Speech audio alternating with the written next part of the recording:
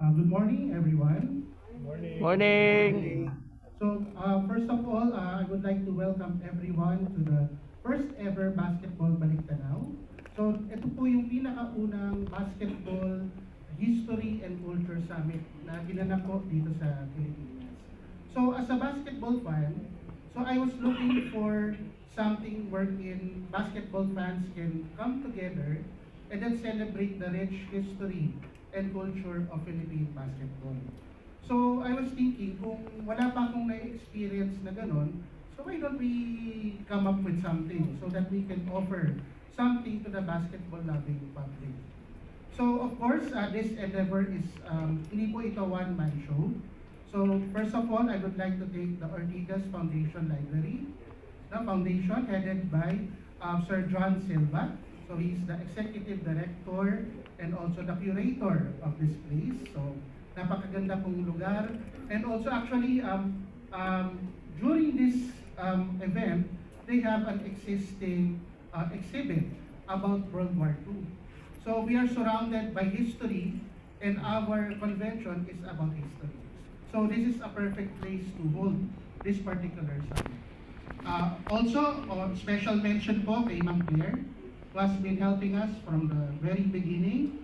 Challenging, Ma'am Claire, but naman po, tawid po natin ito. So thank you very much po sa inyong support and patience po sa amin.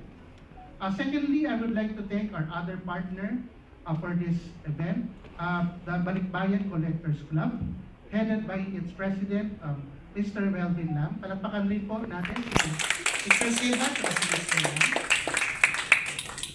So, the Bayanihan Collectors Club has been very instrumental in helping me develop myself as an exhibitor. Kasi yung mga members po nito, mga batikan na mga nag-exhibit sa museums, in different presentations. And from them, I get pointers that I can apply to Philippine basketball. So for that, I'm very much grateful.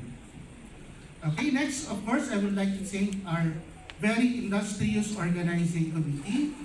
So, of course, headed by my wife, Ellen. Palakpakan po natin. So, without her and the support of our core members, like Sir Aris, Sir EJ, Sir Mark, and then Sir Lyndon also, and also my sister, my niece there also, this event would not be possible. By no means, as I said earlier, this is not a one-man show. So it is a team effort. And although wala po tayong malaking makinarya po like a large company or like that, we are able to bring these types of events to our basketball fans. And for that, I'm very much grateful.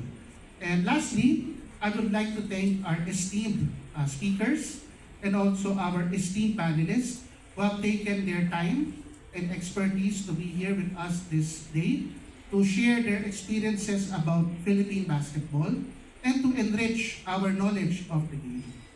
So I won't keep you na po to our audience. So thank you very much and let's enjoy the rest of the time.